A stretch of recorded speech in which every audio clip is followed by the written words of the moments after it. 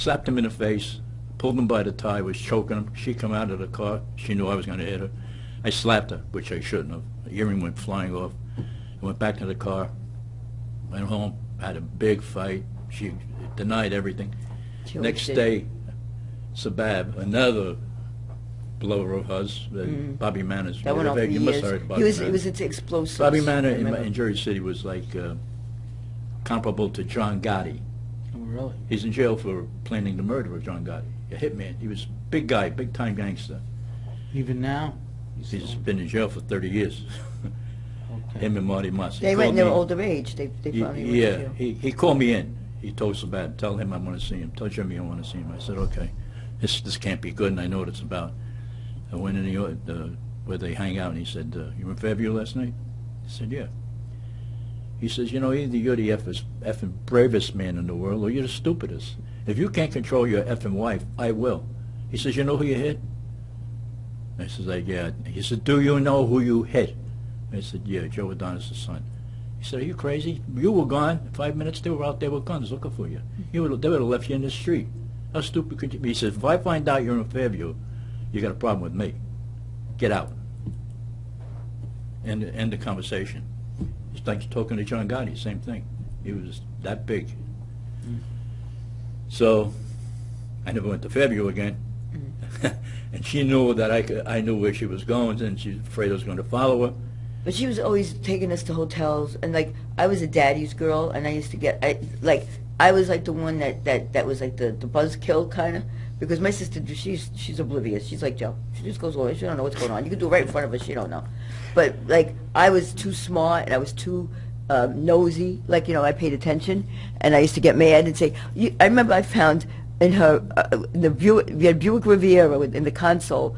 She freaked out. I found a bill that she had bought a plan for the Aloha. Eddie DeMeo, right? Yeah, Was his name? $100,000 was a lot of money. Yeah, it was a lot of money. And that was when they were fighting over money every day. And here I am, a kid. I didn't drive yet. I don't know why. I was snooping, I guess. And I found it. I said, why do you tell my father that you have no money and you went and bought this plan? She said, who are you to question me? We got into a big fight. Years later, it was that was like the beginning of the daddy's girl thing. When my father started finally getting his own life and went to the playpen, and I went to go hang out with him, I came home, she cut all my pants and mine. At the knees. She cut all my coats in half and laid them out neatly on the floor with the rabbit coat cut in half. I'll never forget it, my suede coat cut in half. She said, that's what you get for hanging out with your father, for sticking up for your father.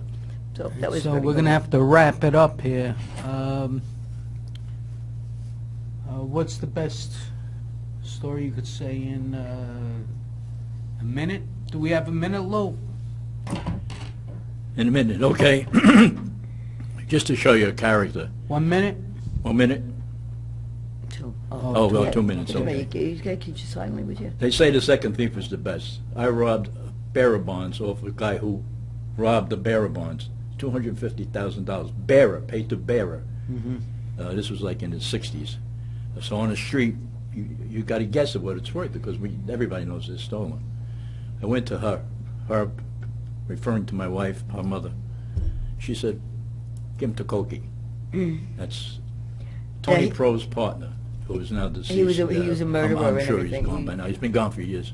And he was my aunt's father of her illegitimate third child. In other words, to make a story, we only got a minute left. To make the story quick, she said, we can give $5,000 if I give him to my brother Louis. I said, well, what's he going to do with them? He doesn't. He says, well, he's going to give him to Koki.